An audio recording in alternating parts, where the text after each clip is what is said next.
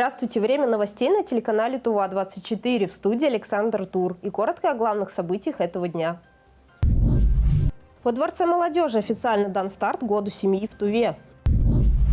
Служба судебных приставов республики подвела итоги своей деятельности. По поручению главы Тувы оказана помощь бойцу СВО, дом которого пострадал от пожара. В столице Тувы в национальной борьбе Хуреш состязались дошколята. Крепкая семья и ее ценности – основа государства. Сегодня во Дворце молодежи прошло торжественное открытие регионального семейного форума «Родные и любимые». Данным мероприятием сегодня дан старт году семьи в Туве. В рамках форума были организованы различные тематические площадки, интерактивные игры, мастер-классы и тренинги. Год семьи, который был объявлен в России в этом году президентом страны Владимиром Путиным, торжественно принял эстафету года педагога и наставника. Региональный семейный форум «Родные и любимые» – это первое мероприятие, приуроченное к старту года семьи в республике. Участников форума молодых многодетных семей в виде поздравлений поприветствовала заместитель председателя правительства России Татьяна Голикова. Каждый тематический год особенный, но именно этот необычайно важен. Ведь он охватывает без исключения каждого из нас. Для каждого из нас слово «семья» наполнено своими воспоминаниями и ассоциациями. Теплом маминых рук и запахом бабушкиного пирога, детскими шалостями и первыми победами, папиными шутками и дедушкиными рассказами. У каждого при слове «семья» в голове возникает своя неповторимая картина. Но в одном все мы сходимся. Семья – это наша главная ценность. Для Тувы, который является регионом-лидером в России по рождаемости, решение главы государства имеет особое значение. На поддержке семьи должны сконцентрироваться все органы власти. Правительство региона уже утвердило план мероприятий, посвященных году семьи, отметил в своей речи заместитель председателя правительства Тувы Орлан Сарыглар. Специфика нашего региона такова, что доля многодетных семей у нас занимает лидирующую позицию в России, поэтому поддержка президента и инициатива президента страны очень важна для нашей республики. Все меры поддержки будут оказаны нашим семьям. Основная цель нашего года – это популяризация наших многодетных семей, оказание им всех мер поддержки и повышение нашей рождаемости, которой все-таки демографическая ситуация в республике очень хорошая. Мы занимаем второе место в России по рождаемости. И это накладывает для нас особую ответственность в части оказания помощи семьям, детям и матерям. Первым официальным событием года семьи в России стал Всероссийский семейный форум «Родные и любимые», где наш регион представила семья Дамдын. Династия из 3 поколений вошла в число семей-финалистов и стали победителями в номинации «Знатоки Родины». Нашей семье посчастливилось принять участие во Всероссийском форуме. Дорогие участники, сегодня вам предстоит прожить удивительный день. Пройти много интересных заданий, испытаний. Наверное, в чем-то вы уже приняли участие. И это замечательно, когда вы проводите время со своими родными и любимыми. И проводите так полезно, интересно, ярко и запоминающе. Я желаю всем вам, чтобы вы сегодняшний день запомнили. И всегда будьте активными, счастливыми, всегда поддерживайте друг друга. Напомню, что участники Всероссийского форума «Родные и любимые», члены семьи Дамдын привезли в Туву частицу огня Всероссийского семейного очага «Сердце России». Далее его частица была передана в Республиканское управление ЗАГС. Сегодня в рамках торжественного открытия регионального семейного форума очаг был представлен и во Дворце молодежи. Символом семейного очага является огонь. Семейный очаг – это когда два любящих сердца создают свой дом, где тепло и уютно. И сегодня мы благодарим за оказанное доверие и огромную честь поместить семейный очаг в органах ЗАГС Республики Тыва. Частичка семейного очага будет храниться в органе ЗАГС в городе Кызыле и Кызылском районе. И будет ждать молодые пары, которые придут к нам зарегистрировать государственный брак. В рамках регионального семейного форума после официальной части началась насыщенная работа тематических площадок. Это семейные ценности, совместный досуг, семейные традиции, домохозяйство, воспитание и поддержка, а также здоровье. А для самых маленьких участников форума была организована программа от аниматоров. Интерактивные площадки были направлены на укрепление семейных отношений. Основная цель у нас – это объединение семей, формирование проактивных семей, чтобы в год семьи семьи были больше активными, принимали участие во всех мероприятиях, которые проводятся для семей. И в конце года мы предполагаем, что в течение этого года у нас формируется такое очень сильное, крепкое семейное сообщество в республике. То есть именно тех семей, которые принимают активное участие в общественной жизни, социальной жизни и занимаются также не просто развитием семейного сообщества, а развитием всей нашей республики. Участниками форума стали более 30 семей, а это свыше 150 человек. Среди них много и многодетных. У большой и дружной семьи Шеремет 10 детей. Старшему ребенку 32 года, а младшему сыну 10. В воспитании детей самое главное – понимание, рассказывает многодетная мама. Но самое главное – это понимание. Надо слушать, чего хотят дети, воспитывать и направлять на правильный путь. Но самое главное – это взаимопонимание в семье. С давних времен, даже вот так вот берется, семья – это основа общества. И в этом году объявили год семьи. Я этому очень рада, и это очень правильно. Владимир Путин, объявляя 2024 годом семьи, отметил, что настоящая семья – это та, где растут дети, где царят внимание, душевная теплота и забота о родителях, любовь и уважение друг к другу. На мой взгляд, семья – это самое главное богатство нашей, не только республики, но нашей страны, во всем мире, наверное, семья – это, я так считаю, что это самое главное богатство. Люди, семья. А человека кто воспитывает? В основном с малых лет воспитывает семья, правильно? Поэтому я думаю, что это очень здорово, хорошо. У нас республика очень много многодетных семей, поэтому это очень важно, имеет большое значение, что воспитание семьи. И плюс еще у нас в нашей республике, главой республики Владиславом Даваштевичем объявлено год здоровья. Здоровая семья, здоровые отношения, здоровый коллектив – это все, что связано с семьей. У нас в стране делается для поддержки семьи, тем более многодетной семьи, очень многое делается. У семьи Ондар из Кызыльского района 10 детей. В семье воспитываются даже близнецы Аврал и Ачылык, братьям по 8 лет. Несколько лет назад это большое семейство стало участником проекта «Социальный контракт» по направлению «Личное подсобное хозяйство». Мы с семьей воспитываем 10 детей, 9 мальчиков, 1 девочка. Самому старшему 21 год и младшим 8 лет. Самое главное воспитание детей – это любовь к детям и быть другом для своих детей. Региональный семейный форум «Родные любимые» завершился праздничным концертом и творческими номерами. Айра Сабы Мангуш и Ангер Кужигет, телеканал ТУВА-24. Сегодня в стенах Верховного Хурала состоялось подписание соглашения о сотрудничестве между Общественной палатой Тувы и общественными объединениями, а также некоммерческими организациями республики в целях обеспечения участия представителей гражданского общества в наблюдении за проведением выборов на территории республики. В этом году Общественная палата подписала больше соглашений о сотрудничестве по сравнению с предыдущими выборами в 2021 году. Тогда их было заключено 9, сегодня 21. Сторонами выступали Совет мужчин Республики Тыва, Региональный союз журналистов, Союз молодых животноводов Республики, Федерация профсоюзов Республики Тыва, волонтеры Победы и многие другие. Главная цель соглашений – обеспечение участия представителей гражданского общества в наблюдении за проведением выборов на территории Республики Тыва. Общественная палата Республики Тыва подготовлены 583 общественных наблюдателя для мониторинга и наблюдения на УИКах и ТИКах. Во время выборов будет работать горячая линия по возникшим вопросам по телефону 8 394 22 2 32 36. А также будет организовано онлайн-наблюдение в Центре общественного наблюдения.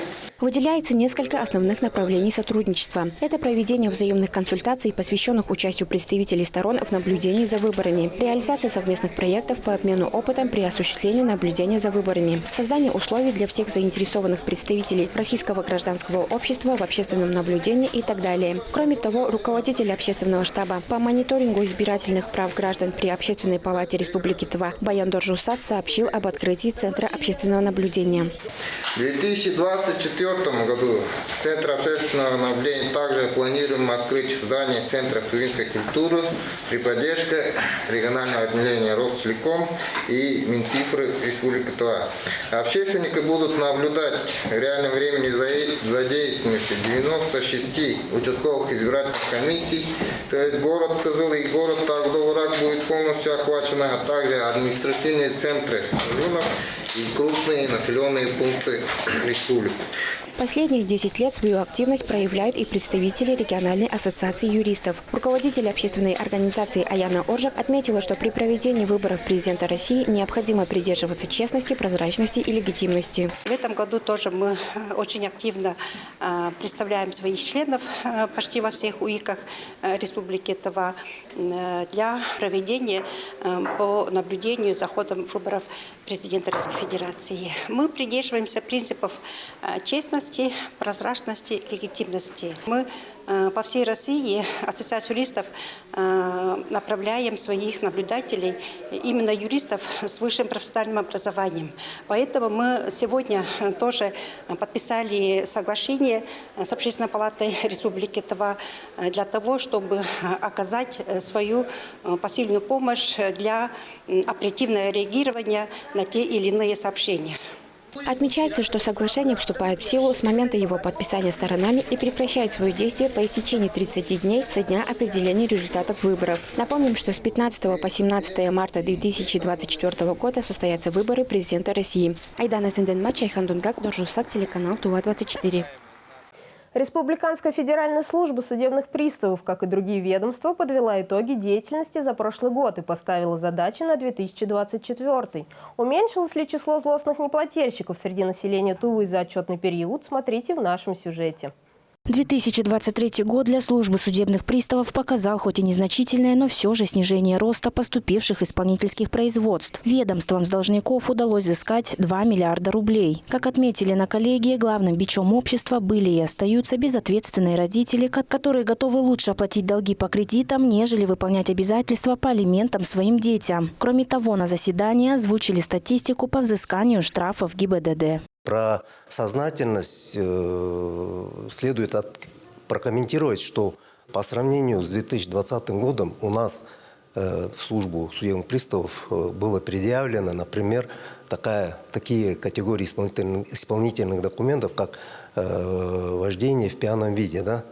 В 2020 году, если за год предъявлялось в службу более 1700 исполнительных документов, то следует отметить, что в 2023 году таких категорий исполнительных документов стало в 3 раза меньше. Это более 400 исполнительных документов. На коллегии также отметили изменения в законодательстве, касающиеся приостановки исполнительных производств в отношении участников СВО и членов их семей на время срока контракта или мобилизации бойца. Однако это не касается долгов по алиментам. Еще одно нововведение – у службы появилась новая надзирательная функция. Изменения законодательства вступили сегодня с 1 февраля, и фактически мы уже после декларации директора, он сегодня выступит в средствах массовой информации, мы уже начнем делегировать в республике на территории те полномочия, которыми нас наделило законодательство. Это в части ведения и надзора за кредитными организациями, микрофинансовыми и коллекторской деятельностью. Это значит, что одна из приоритетных задач – наделение службы судебных приставов полномочиями по государственному контролю за деятельностью кредитных и микрофинансовых организаций, осуществляющих возврат просроченной задолженности физлиц. Служба будет формировать перечень таких организаций и следить за их взаимодействием с должниками. Также на коллегии было отмечено, что 2024 год объявлен годом семьи, поэтому главная задача, которая стоит перед организацией – это взыскивание алиментов в пользу самых незащищенных слоев населения – наших детей. Арлана Байдубу, Яно Юн, Доржусат, телеканал ТУА-24. Волонтеры регионального штаба «Мы вместе» по Туве оказали адресную помощь супруге без вести пропавшего участника специальной военной операции. Как оказалось, ребята продолжили традицию этой семьи. Жена обычно собирала снег, а муж перекидывал его через забор. Женщина до сих пор верит и ждет новости о том, что он жив и здоров. Как она говорит, глава семьи спас своих друзей, а сам остался дальше защищать родину. Волонтеры помогли жене участника СВО справиться с хозяйственными трудностями, показав, что она не осталась одна и есть люди, готовые помочь и поддержать. Теперь ребята будут постоянно посещать эту семью. В конце прошлого года у действующего участника СВО случилась беда. Сгорел дом, в котором находилась вся его семья. К счастью, обошлось без жертв, но близкие родственники бойца были госпитализированы в тяжелом состоянии. Глава Тувы Владислав Ховалык поручил оказать им помощь. Люди остались без крова в самый разгар зимы. Подробности у Орланы Байду. С самого начала специальной военной операции наши бойцы отважно участвуют в боевых действиях. В свою очередь, федеральные и региональные власти, население республики стараются максимально поддерживать и самих военнослужащих, и членов их семей. В конце прошлого года произошел несчастный случай. У участника специальной военной операции сгорел дом. От пожара пострадала семья. Глава Тувы Владислав Ховалык дал поручение оказать ей помощь. К делу подключился региональный фонд содействия, который оказывает помощь и поддержку участникам СВО. За счет средств фонда приобретен набор бытовой техники, необходимой в первое время. Электрическая плита, стиральная машина, холодильник и телевизор. Мы приобрели сегодня бытовую технику и мебель.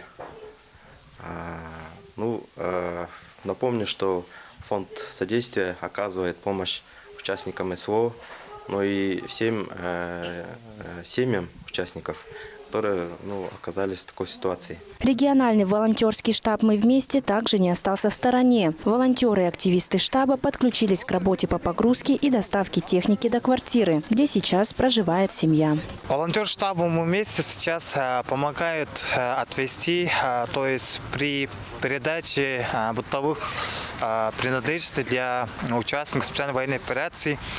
Мы знаем эту историю не впервые, мы знаем уже до этого. Также наши волонтеры по просьбе родных завали кровь, получается, в преддверии Нового года. И я считаю, что таких молодежи в нашей республике было бы много, это было бы лучше. После случившегося пожара семья военнослужащего временно проживала у родственников. Принято решение снять для них жилье в аренду. Как выяснилось, в квартире не было мебели. Но, как говорится, мир не без добрых людей. Один из местных магазинов предоставил скидку на покупку мебели, а также помог с бесплатной доставкой. Напомним, что 27 декабря прошлого года в 2 часа ночи произошло возгорание дома. На момент пожара в помещении находилась супруга военнослужащего, ее брат и 3 детей бойца. Сейчас вся семья в сборе. Я безмерно благодарен всем тем, кто был рядом с нашей семьей в столь сложный час. Спасибо Владиславу Ховалыгу за оказанную помощь. От всей нашей семьи спасибо. Супруге Мергена Мангуша и их младшему сыну предстоит длительная реабилитация, чтобы до конца восстановить функции легких. Семья постепенно отправляется от ЧП. Ребята, мы очень сильно переживали за ваше самочувствие. Мы вас по именам пока не знаем. Расскажите, пожалуйста, кого, как зовут и сколько, кому лет? Меня Мангуша Мили. Мне 10 лет. А вам, мальчики?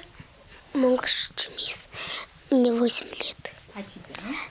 Мангуш Чимис, мне 8 лет. Ребята, расскажите, ходите ли вы в садик, в школу? Как вы сейчас себя чувствуете? Чем вы занимаетесь? Я иду в школу. Что делаешь? Как себя чувствуешь? Нормально. Все хорошо? Отлично. А вы, ребята, как себя чувствуете? Нормально. Ничего не болит? Себя хорошо чувствуете? Да. У меня голова часто болит. Да, а доктор что говорит? Ничего. Пока что лечиться, да, надо? Ребята, вы помогаете своей маме и папе? Чем помогаете? Помыть посуду и убираться. А вы чем? Я тоже убираться помогаю.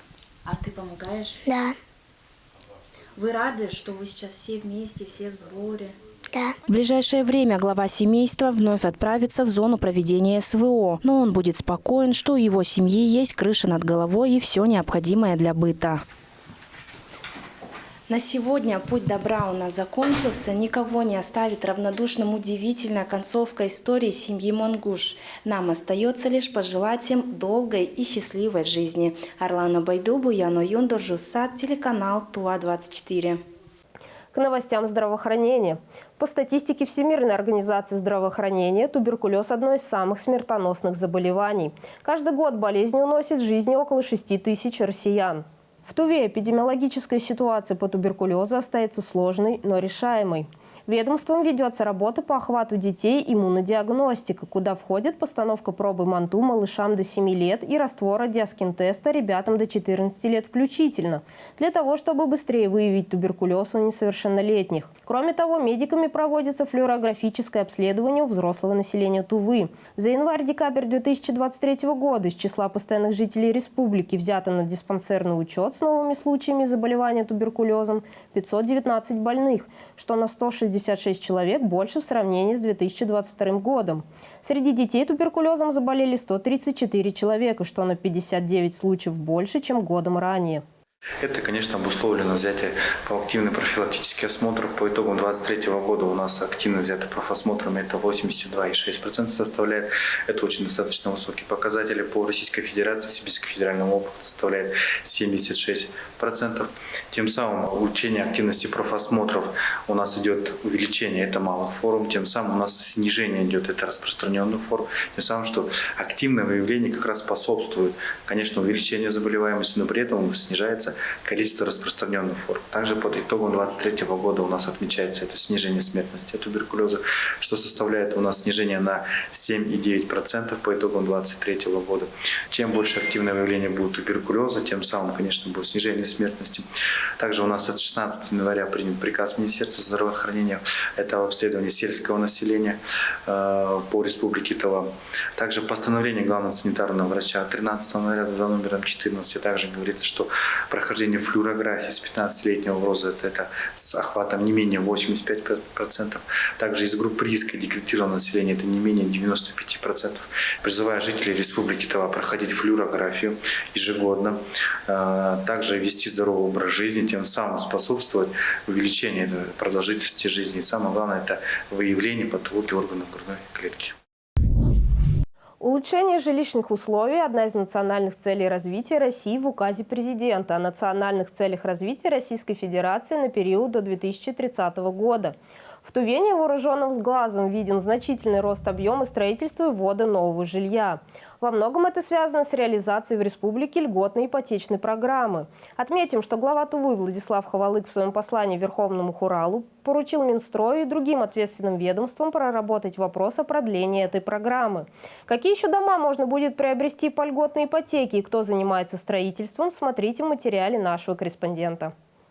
Тува является единственным регионом в Сибири, где действует льготная ипотечная программа. В Туве в прошлом году льготные ипотечные кредиты с финансовой нагрузкой не более 2% годовых получили более 1000 человек. В этом году планируется выдача более 1300 льготных ипотек. Благодаря программе в столице Тувы появляются новые дома, целые микрорайоны с удобной инфраструктурой. Строгий контроль за правильной и удобной застройкой осуществляют органы власти, но ключевую роль играет застройщик. Главное требование к застройщикам – это эффективность, способность строить качественно и быстро. И одним из авторитетных и надежных застройщиков в Туве является ООО «Бастион». В том году запустили производство, делаем свой щебень, отсев, то есть потом также у нас есть свои бетонные заводы, то есть производственная база, цена и качество, чтобы допустим, доступно было жилье, то есть в регионе у нас, вот.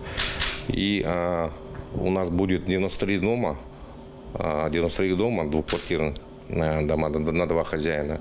То есть получается 93 умножить на 2, это получается почти 200 человек будет жить в этом поселке. Многие, проезжая по верхней трассе Кызыла, с интересом наблюдают за началом строительства двухэтажных домов в районе магазина «Терминал», так называемых таунхаусов. В этом районе по улице Полигонной в ближайшей перспективе появится новый микрорайон, который станет еще одним украшением нашего города. Строит новый район ООО «Бастион». На сегодняшний день строительные работы временно приостановлены из-за сильных морозов. Двухэтажные дома с гаражами, с цокольным этажом.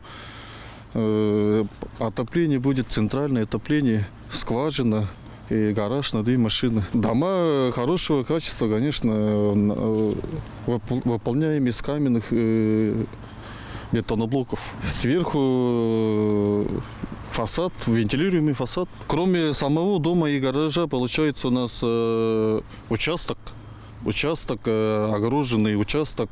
Напомню, что здесь возведут более 90 двухэтажных двухквартирных домов. Площадь одной квартиры 189 квадратных метров. В перспективе недвижимость можно будет приобрести и с помощью льготной ипотеки. Отметим, что это комплексная застройка, в котором будут и места отдыха для жителей. Теплоснабжение будет от ТЭЦ, то есть вода, понятно, что, допустим, мы пробурим, там скважины будут. Дороги, естественно, будет, электричество, понятно, там, то есть уже сделано уже. Асфальт будет везде между улицами. Будет парк, там мини-маленький парк, то есть досуговый, чтобы люди ходили, то есть там, это вкратце детские площадки, понятно, что, допустим. Мы сейчас в данное время оформляем документы, то есть даем в Дом РФ, чтобы, допустим, люди через любой банк и по льготной ипотеке, чтобы, допустим, брали наши домики. 10 лет успешной работы, десятки тысяч выполненных проектов и около 150 сотрудников. У команды «Бастиона» большой опыт и несколько разных направлений работы. Кроме строительства, это и бурение скважин, а также электромонтаж. В данное время сейчас мы строим линию для взрывчатки на Межигес, где Межге, Усть или Гест. То есть там строим 10 киловольт линию. То есть для завода взрывчатых веществ. Потом электрификация Бавилинского затона полностью, то есть 10 киловольт, 0,4 киловольта, то есть подстанции. Мы сделали полностью электрификацию Сватикова. Сколько лет не было электрификации, то есть, глава Владислав Тавричтаевич, то есть я сам все-таки решил сделать что-то людям. Потом электрификацию полностью тоже по поручению главы Владислава Тавричтаевича Усть-Сизим и сам поселок Сизим сделали. Там тоже 60-х годов не было света, то есть мы в том году сделали. Все это лишь часть комплексного плана по энергоснабжению республики. В частности, электрификация Тусхоля открыла новые перспективы для развития прибрежных пансионатов Соленого озера. Для Сергея Богусова, человека, который родился и вырос в Туве, в работе самое главное – это качество и гарантия. 14 февраля отмечается важный для читающего человека праздник – Международный день книгодарения. Впервые его отметили в 2012 году. И с каждым годом география праздника растет. На сегодняшний день к акции присоединились уже 87 регионов нашей страны. Главная идея праздника – вдохновлять людей по всему миру, дарить детям и друг другу хорошие книги, показать, что книга остается актуальным подарком и не теряет своей ценности даже в век высоких информационных технологий. С 1 по 29 февраля в Тувинской детской библиотеке имени Чуковского проводится 8-я общероссийская акция «Дарите книги с любовью». Сотрудники библиотеки будут рады принять в дар издания от населения, ведь у каждого есть книги, которые уже прочитаны и лежат без надобности. Подарите книге вторую жизнь, отнесите ее в библиотеку. Мы призываем своих любимых читателей приходить в библиотеку, в новую библиотеку, кто еще не был у нас, и приносить свои любимые книги, которые же прочитали, которые не хотят читать, и которые пылятся дома на полках. А наши книги, наши читатели будут ваши книги читать с большой любовью. Также в рамках всероссийской акции книгодарения будет проходить еще прощенный задолженник. И мы призываем своих читателей, которые во время ремонта не смогли прийти и сдать книги. Мы тоже хотим, чтобы они в этот месяц пришли и подарили книги, и сдали наши книги, которые у них стоят на полках. Сегодня в России вспоминают невероятный героизм и мужество советских солдат. Именно в этот день 1943 года завершилось самое масштабное сражение Великой Отечественной войны – Сталинградская битва. В честь этой даты в столице Тувы прошел грандиозный флешмоб «Случайный вальс». По случаю памятной даты по всей стране проходит акция «Случайный вальс». Флешмоб назвали в честь музыкальной композиции, написанной вскоре после окончания сражения. Несмотря на мороз, акция прошла на открытом воздухе в скульптурном комплексе Кызыла, Центр Азии.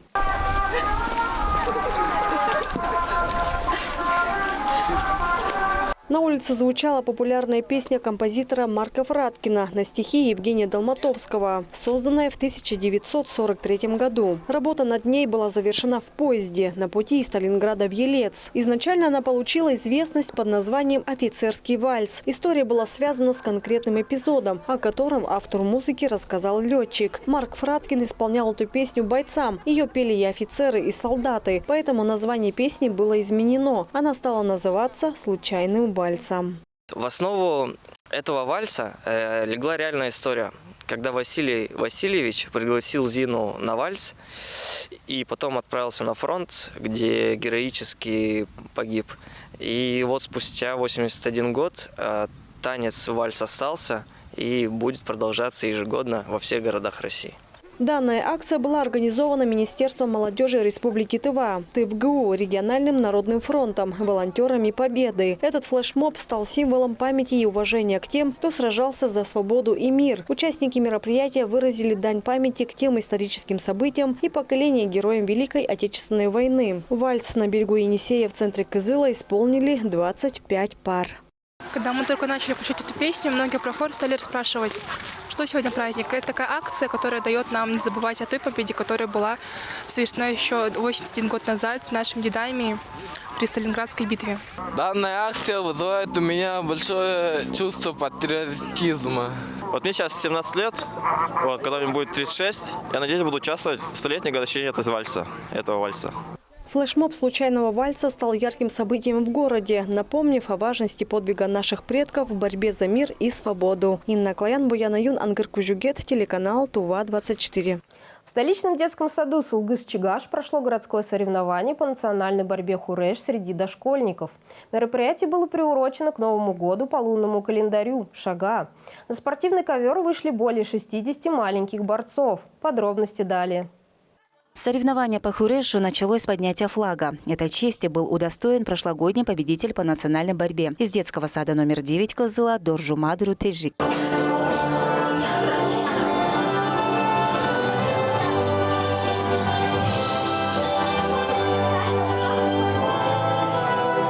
В течение последних 5 лет в рамках регионального проекта «Хуреш в детские сады» ежемесячно во всех дошкольных учреждениях Тувы проходят турниры по национальной борьбе хуреш и раз в год итоговый турнир. В этом году мы посвятили вот это такое большое соревнование открытию года здоровья в нашей республике. В каждом детском саду проводится подготовка борцов. И сегодня у нас идут ожесточенные такие бои среди борцов, где они показывают свое умение, да, не только, значит, в борьбе, но и в танце, да, танец орла. Сегодня тувинская национальная борьба проводится среди мальчиков подготовительных групп столичных детских садов. Всего 64 маленьких спортсмена. Все победители отборочных турниров в своих дошкольных учреждениях. У нас в садике проводили хуреш, и я выиграл. Мне нравится заниматься борьбой. Раньше я участвовала в хуреш в Судубе. Приз не получила, а мальчиков побеждал. Мой танец в интернете показывали, мой танец орла. В качестве судей организаторы пригласили спортсменов, представителей спортивных школ республики и именитых тренеров. В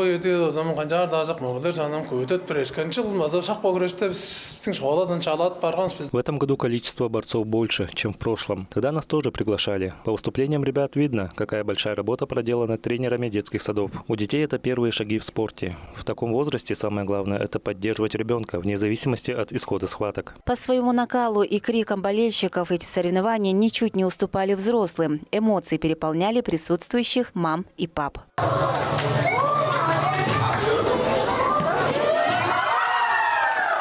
Каждый из маленьких борцов показал свою силу, сноровку и быстроту принятия решений. Каждый из них уже победитель. Для тувинца хуреш значит гораздо больше, чем просто спортивное состязание и больше, чем красивое зрелище. Это народный спортивный праздник, наполненный глубоким смыслом.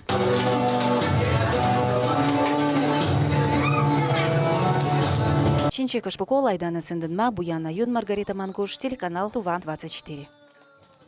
Это были все новости к данному часу. Я, Александра Тур, прощаюсь с вами. Всего вам доброго. Берегите себя.